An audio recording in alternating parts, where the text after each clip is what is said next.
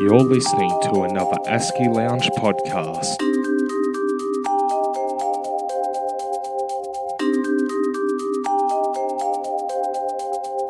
Welcome back to the ASCI Lounge. I'm Monique Fenech, Australasian Supply Chain Institute, and joining us on the couch today is Scott Theuerkauf, Integrated Supply Chain Solutions Provider for Hastings Deering. Welcome, Scott. Welcome, Monique, and thanks for having me.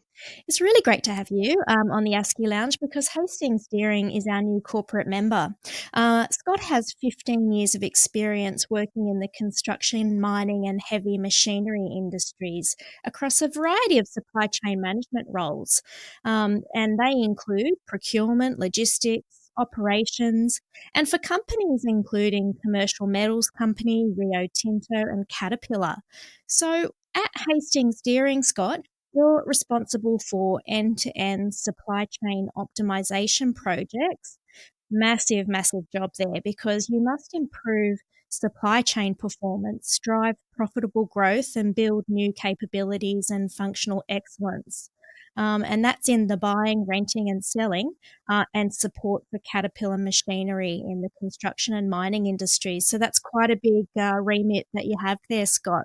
Yeah, it's a big job, and it's really about bridging the ideal customer experience with the most optimum end-to-end supply chain solution. So it's not without its challenges, but certainly it's an exciting role and one where I get to engage and interact with customers and suppliers across the extended supply chain. That's right. So it is a lot of customer facing and stakeholder facing work. So what I haven't shared with members yet, Scott, is that your supply chain career path trails across the globe in some of the most physically challenging environments known to mankind.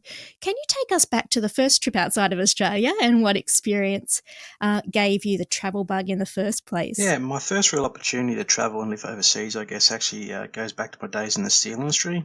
And I actually lived in Dallas, Texas for about 2 years. And I guess what I learned from that opportunity, I guess, encouraged me to continue to pursue overseas opportunities was what you get out what you put in. If you make an active effort to adapt to local life and embrace the culture, you have a much more enriching experience than if you stay safe. And I think it'll teach you some very valuable skills, stuff like communication, independence. I think those skills that you learn from working abroad are all the more relevant in today's workplace for numerous hard skills. And I think that's even more relevant sort of in the face of today's workplace in terms of globalization, the huge shifts we're seeing in technology.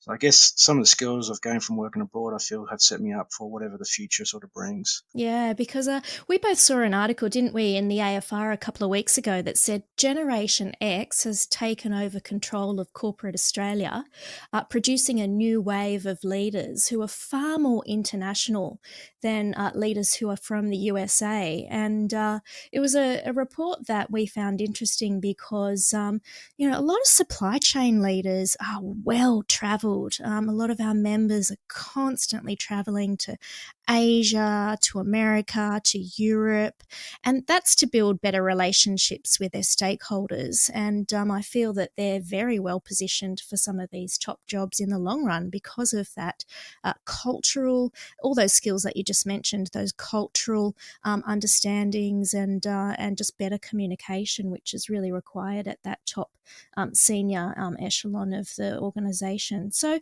talk us through the decision to go to Poland, Scott.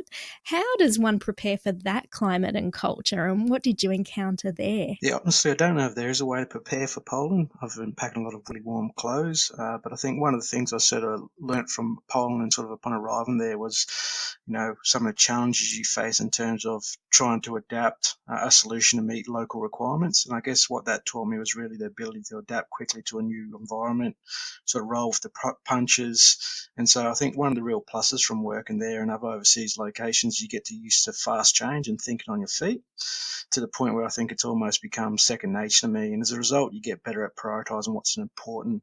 I think the ability to learn, to deal with unexpected and overcome obstacles is a great skill to master, especially working such a dynamic industry and profession as supply chain where things change every day and even every minute. And that's even more true now, sort of in today's age where technology is evolving, industries are shifting, and new market trends really require that ability to quickly respond to change. Yeah, you're right about that. Mongolia was another destination for settlement during your career. What struck you as challenging living and working there, and how did you end up going to Mongolia anyway? Yeah, I think one of the things or one of the best things about living and working overseas is the recognition that while it's going to be probably one of the biggest and best adventures of your life, it's also going to be extremely challenging and it definitely won't be perfect. And that was sort of true of my experience in Mongolia. And I think the thing I learned from that is working abroad, it teaches you to appreciate each day more, even the bad ones. And it's a great lesson letting go of expectations, embracing challenges and making the most of the moment you're in. And, things like being exposed to minus 40-degree weather or sandstorms in the middle of the South Coast, living in a ger on site, they were some of the things that I got the opportunity to experience while living in Mongolia. Wow, sandstorms. Oh, and cold temperatures. My goodness. Yeah, that sounds really, really tough. Um, how has living and working in different cultures helped your supply chain management career today, other than all those wonderful things that you've already mentioned? What are the things that you can directly correlate to having traveled overseas, do you think, if you could just boil it down to one or two things? Yeah, I think it's provided a real stepping stone to different and exciting opportunities for myself and my career.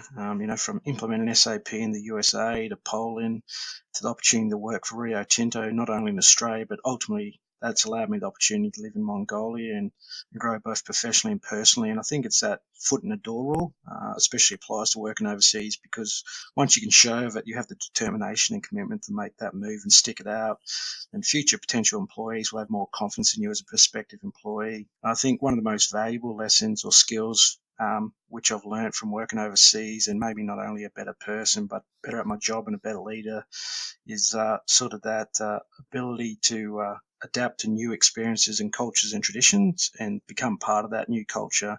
So it's really taught me to appreciate diversity, especially in order to succeed at work. And I look now today at my immediate team and sort of the wider supply chain team here at Hastings Deering. One of the things I really appreciate is how culturally diverse we are. And, within my team, I have people from South America, India, Sri Lanka, China, France. And I think being surrounded by people who live and think differently than myself has taught me so much. And it's something that I really value. Yeah, that's fantastic. And we're so excited to have Hastings Deering on board as a corporate member as we travel down the diversity, benefits a lot more. And we'll be looking to you guys as a great case in point there. You've studied some APICS content when you lived in the USA, and it's by far the most globally well-known supply chain best practice body of knowledge on hand, with over 130 supply chain practitioners around the world as designees.